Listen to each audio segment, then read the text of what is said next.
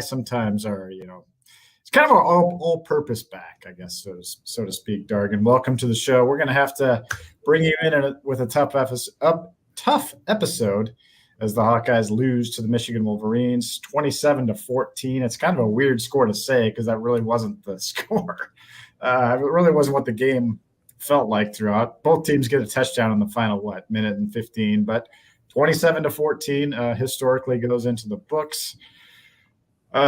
Lots to unpack here, obviously, and we will get to all aspects of this game. We wrote about offense, we wrote about defense. I don't think special teams is really a factor. I would say that was more of a push. But I guess just all in all, what have you being in that seat today, what did you kind of gather from the Hawkeye fans and kind of just your feel of where things stand right now for Hawkeye football? Yeah, first off, nice to be on this side of the podcast for once. I'm usually the guy on the other end producing things. But, yeah, it was – and Kirk Ferentz said this multiple times that, this was always going to be a daunting challenge to, really push Michigan and, really create some of those upset vibes that have been here in past Michigan matchups and, really when big teams come in here often. So – I'm not totally overwhelmed with negativity, I guess, when looking at this game because, really it's kind of just more of what I was shown throughout these first 5 games. I would say the biggest thing that stood out to me, and this is what I wrote about in a couple of places, I think for the first time this year, and granted, it was easily the toughest challenge of the year for the defense. The defense, showed some cracks, I feel like a little bit. Michigan really kind of hit them in the mouth to start on that big, long touchdown drive to start the game where, I think they only faced 1 third down on the 11-play drive, and it was a 3rd and 1. So that, to me, really set the tone that, Michigan wasn't messing around and didn't really mind going right at, what's been Iowa's clear-cut strength. And so, it feels a little unfair to talk negatively, I guess, about the defense because they've kept this Iowa season afloat for so much of this first stretch. But a little bit of it is a product of their own elite abilities that, they've created this standard that, everybody expects them to come in and essentially take over a game. But overall, I feel like, that unit showed some vulnerability, really for the first time all season. And, you kind of saw that early. Michigan put 2, a 13-point lead up on the board, and Iowa never really had a serious answer to that. So that's probably what stood out the most to me. Yeah. I'm sure anyone out there listening is probably screaming because they all, got to talk about the offense. Brian Ferentz sucks. Kirk Ferentz sucks. But, I think it's a fair point defensively that, Iowa won the toss, put its defense on the field first. That's the defense. That's the unit you want out there on the field first. And, Michigan just kind of initially took the air out of the stadium. And Michigan has done a very good job the last 2 meetings of really being patient with Iowa's defense. They didn't, they went for a couple of big plays as the game went on, but not really. I mean, it was a lot of pretty simple play calling, nothing too crazy. Let the quarterback make a play, but don't make a mistake. And, no turnovers for the Iowa defense. The best plays that Iowa had, the best play Iowa had in the first half was J.J. McCarthy stepping on his offensive lineman's foot. I mean, seriously, like that. I'm not even joking. That was the best defensive play the Hawkeyes had in the first half. So, we're done ragging on the defense, but it is a fair point. Michigan, I think, had 300 yards through almost 3 quarters. And then really after that, we can do a whole podcast on what the fourth quarter means to, if anything. Right. It seems like the post-game reaction. Why don't we just start there? It seems like the post-game reaction from Iowa's camp is they are definitely, absolutely trying to build on the fourth quarter, which to me is useless. But I understand you've got to try to build something. I guess that's sort of how I view this. You're down 20-0, and 2 minutes left in the third quarter. You finally get a touchdown in the fourth quarter, and then get one with 8 seconds to go. So, they had 98 yards after 6 possessions, down 20-0. That's kind of offense stunk, again. Yeah, and I mean, again, if you're Iowa and you're Brian Ferentz and you're trying to grasp at any sliver of positivity, then I guess the fourth quarter might mean something to you. But I largely agree with you that the fourth quarter, when you're down 3 touchdowns, if that's when your offense kind of shows up for the first time all day, then it's probably not a good day. And it really wasn't. It started early with 3 and outs early, like we've seen, and Iowa never really answered that first touchdown and those field goals that Michigan put up. And so, again, it's kind of where we're at with this team. There's been sparks, I guess, here and there in the Rutgers and the Nevada game that, hey, things are looking a little better, but it's really just been kind of more of the same. Petras had some throws that were there that he didn't make. I think the O-line maybe wasn't as bad as it's been, but certainly wasn't good, I would say. And the running backs, I think Iowa averaged like 1.5 yards per carry at the end of the day. And then it was 3.3 sack adjusted. So it wasn't like as bad as it seemed. And which we will get to, a lot of runs were called back by a couple penalties. Yeah, there was definitely a legitimate gripe with some of the calls made. I don't think the game was close enough that they decided the game, but I could see a little bit where that frustration came. But I think really when you look at what this opportunity was, maybe if Iowa hadn't necessarily won the game, but had, been in a close game deep into the fourth quarter, the offense had, put up a couple of touchdowns and it was 17-14 or something like that going into the fourth quarter. Even if Iowa doesn't win that game, I think that's a situation where you can draw real positivity from keeping it close with some substance. But, I don't think this game really totally falls in that category. Now, I mean, it looked, I guess, a little better than it did in Indy a few months ago, but it was still a far ways away from, seeing anything in this game that spills over into what's suddenly become a really big game next week. And also down the road. So I know we'll probably get into some of the West results around the league today that were a bit startling. But yeah, Iowa kind of more of the same. And at this point in the season, I don't think that's really considered, a step forward at this point. A couple points here just to look at the Michigan stats once again. I mean, McCarthy, 18-24 passing. I mean, that's 75% completion. So if you want to rag on Dargan for writing about the defense, to dare to say the defense wasn't great today, it wasn't great. It wasn't great.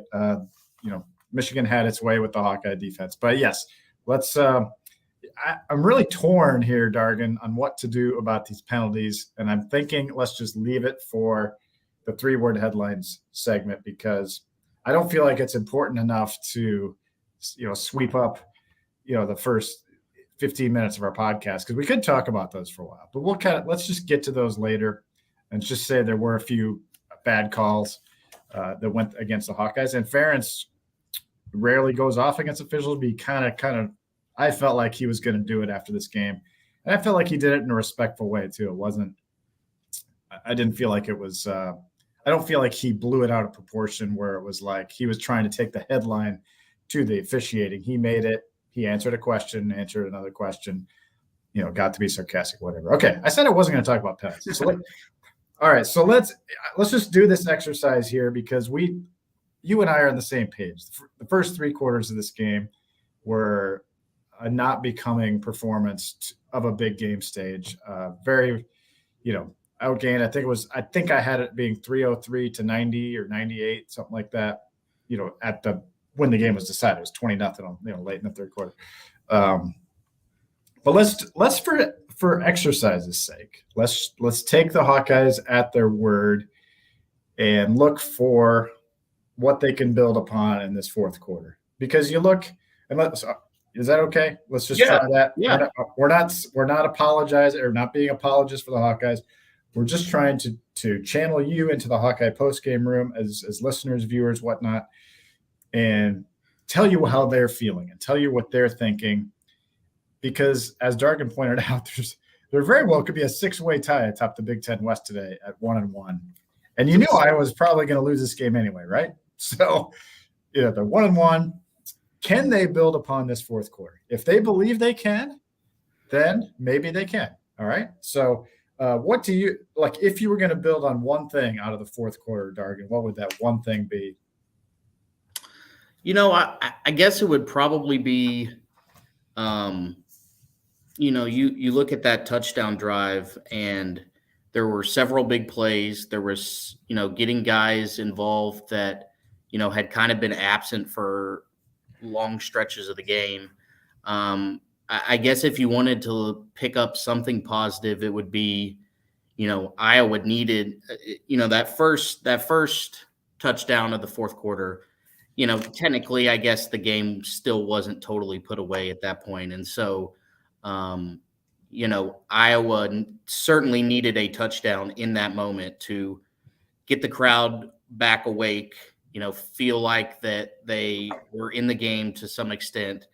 And they did that, and again, how intense was that moment to go down and score there? It was what it was, but I think just the way that Iowa, it wasn't necessarily a clunky move down the field the way that so much of their offense has showed. There was, some big splash plays. There was, enough of Petras doing what he needs to do to be successful. And so I don't know how much I could take positively beyond that first touchdown drive, because by the time the second touchdown scored, I mean, the game was long over. And then on top of that, you had the I don't know if you want to call it a red zone fail or what, but the play where the pass comes up short of the sticks, they call OPI,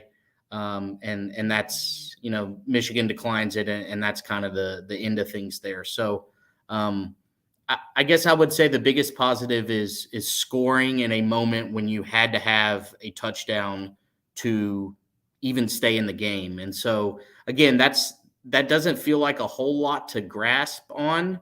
I think it was Nico Ragaini said that they played with some swag in the fourth quarter. I don't know if I'd quite go that far, but again, this is a team that, I guess if you're looking to spin it, aside from the Ohio State game, this was probably the toughest game on the schedule. And so, it's not going to take as flawless of a performance to win a lot of these remaining games. And so if Iowa can do, a little bit more on offense and a little bit more on defense, maybe they win a game like this if the opponent is not quite as stout. And so, again, it kind of feels like grasping at straws, but I guess if this is your life, if you're Brian Ferentz or Kirk Ferentz or anybody involved with this program, that's kind of what you got to latch onto. And, that's what was kind of said in the post game is, hey, we have no choice but to move forward and push through this because, these games are precious. And, Iowa's kind of did what they did at that point. Yeah, Iowa after the Logan Jones penalty, and now we're drifting into the very back end of the third quarter, obviously in this conversation. But Iowa was facing a 3rd and 22, and Petras hits Regaini for 25 yards. I mean, that's something this offense really has not succeeded in all year, and that's not a position you would expect them to succeed in much. But down 20-0 in that moment after the Logan Jones penalty, which was, that was a fraud. That might have been the worst one. Yeah, that was. Yeah. Okay. Since you went there, Pause. yeah. Side tangent. Kirk Ferentz made a great point on this, and I want to kind of back him up on this one, because how many times have we seen like a 3-yard run by Gavin Williams or Tyler Goodson in last year, and then Tyler Linderbaum is like 20 yards down the field, like pancaking a guy? No flag on those. I mean, just because somebody, a block is happening 15 yards away from the play, that guy still could be coming to make a tackle. That could, what if there's a fumble and needs to block? They teach them to finish those blocks. So yeah. Okay. Back on track. I would say that, so the fourth quarter, there were 3 productive drives, 1 terrible one, but 3 productive ones in that sequence. And the one ended, of course, as you mentioned, with a kind of a poorly thrown 4th down ball, but they made it 13 plays, 78 yards. And that was, I think Lachey had a 34-yard catch on that drive. Brody Brecht had a long catch, 1 of 2 on the day. So he came into this game with 1 catch for 4 yards in his career. He has a nice day. And then Regaini has 4 catches for 55 yards. He is now healthy. He's getting to full speed, they say. Add that to Lachey's emergence, 4 catches, 84 yards. That's a career day for him. And then Brecht, 2 catches, 38 yards. We were searching for Iowa pass game targets for a long time. And to do that against Michigan, even if it was in the fourth quarter, you're doing it against the Wolverines. You're finding some weapons in the pass game.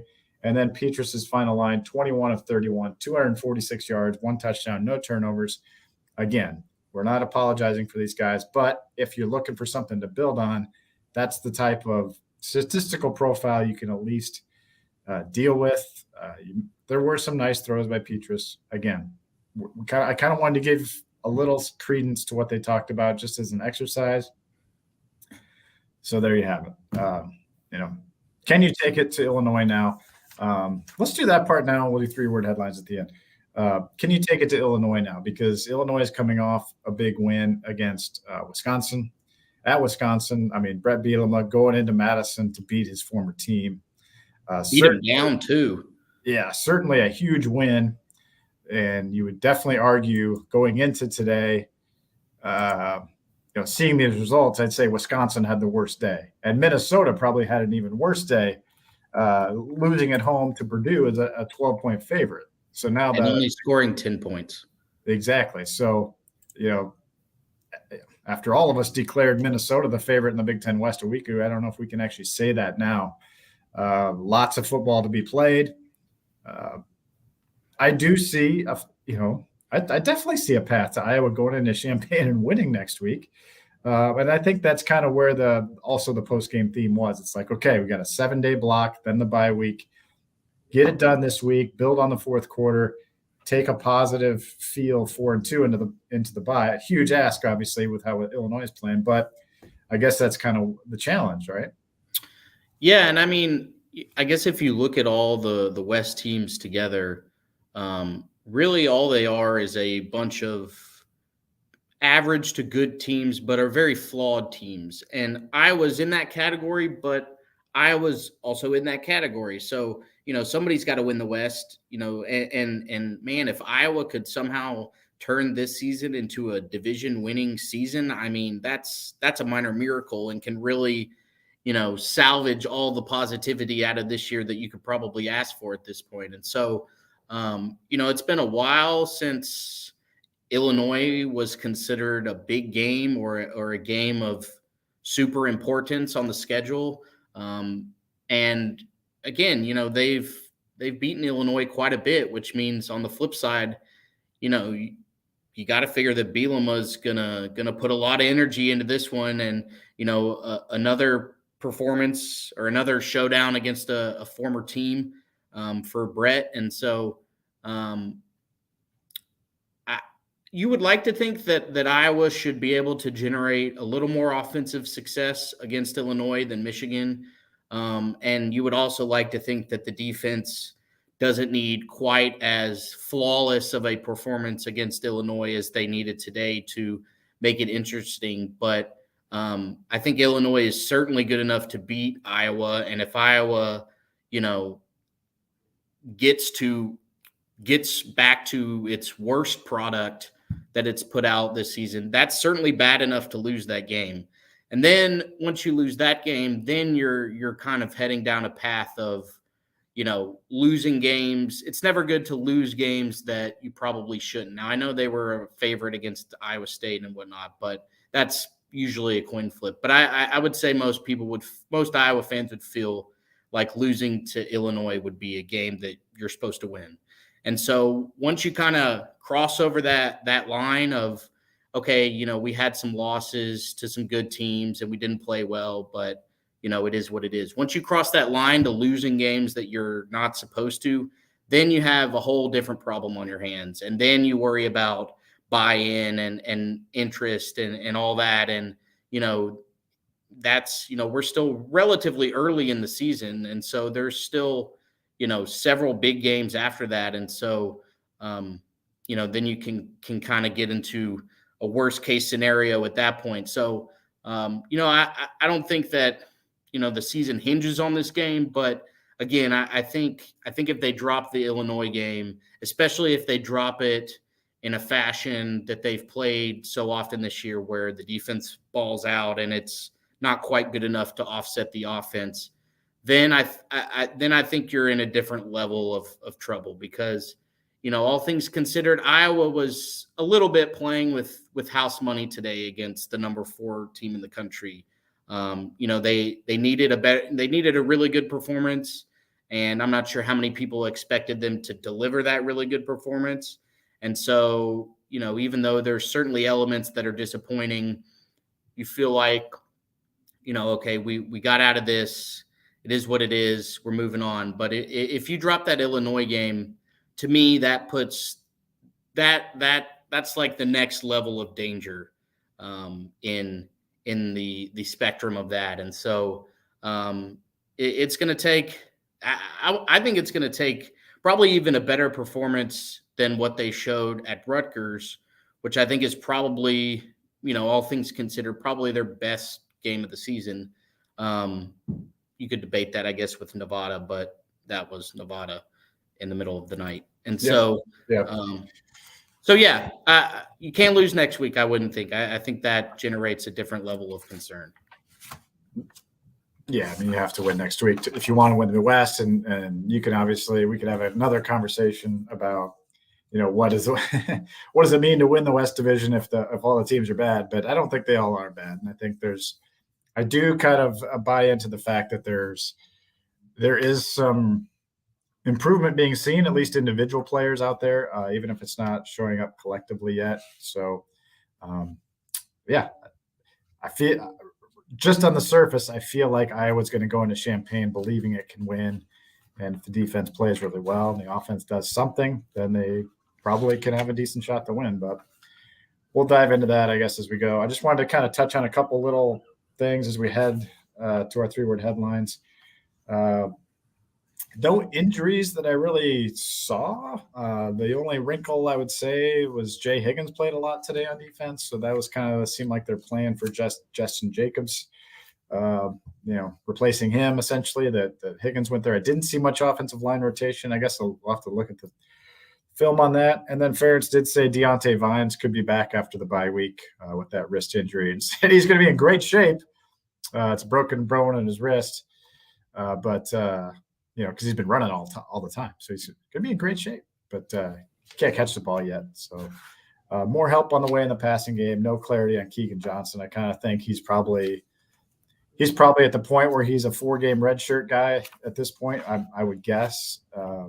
Just a hunch, and then kind of see where things go after that. So, all right, Dargan, let's just do some 3-word headlines, because these usually trigger other topics of conversation. And I know you guys have a lot.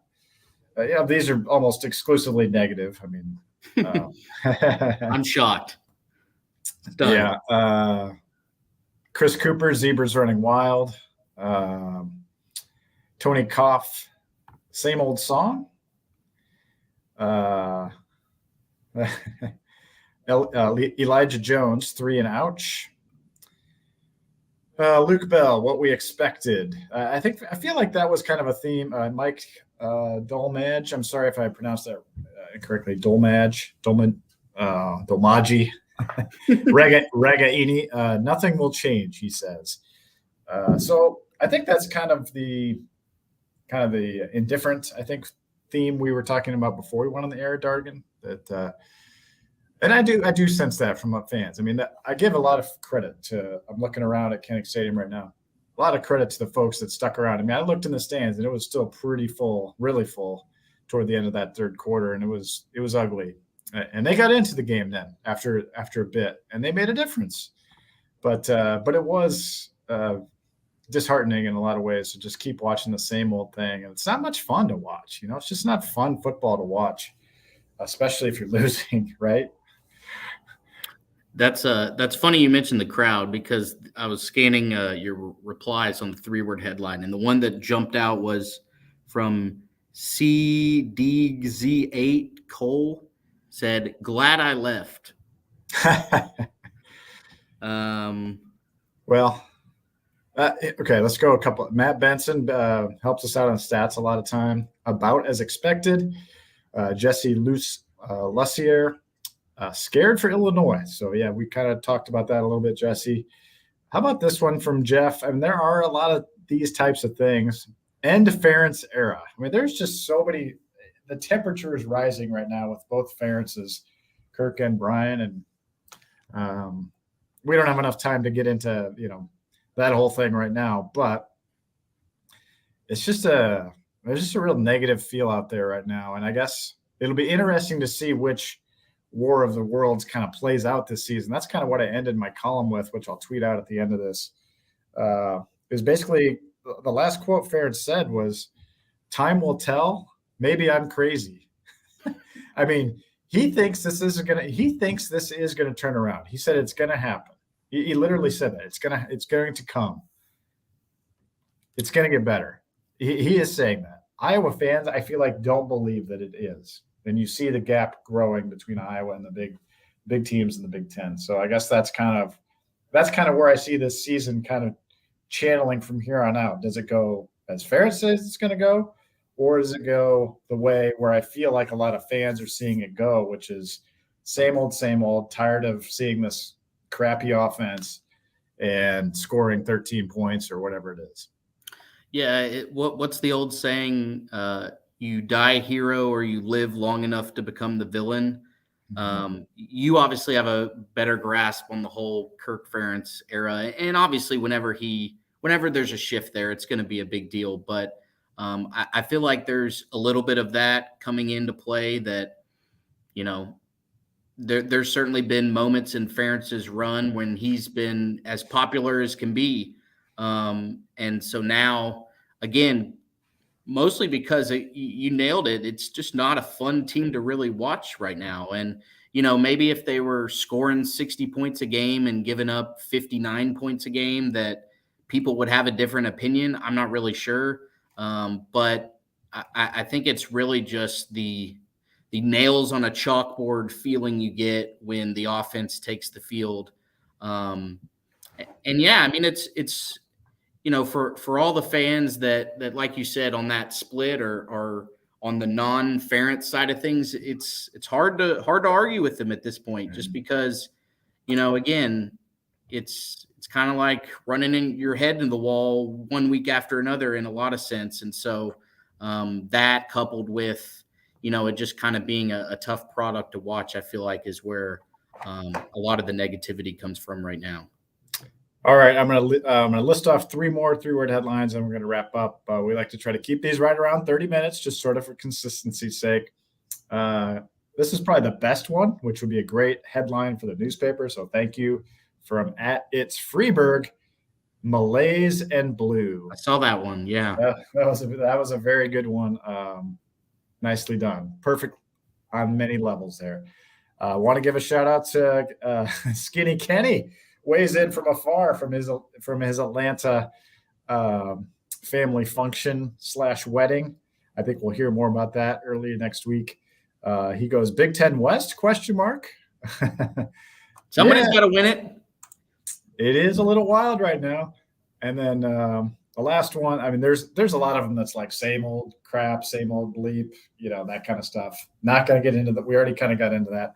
So just to kind of finish, share a little other perspective. Alan Ray says, he shares two. I have hope.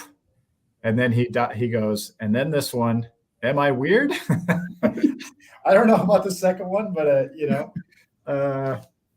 I feel like the Illinois game will really give us a feel for where this season's going. Like you said, Dargan, you can't lose this game if you want to have any kind of a special turnaround season.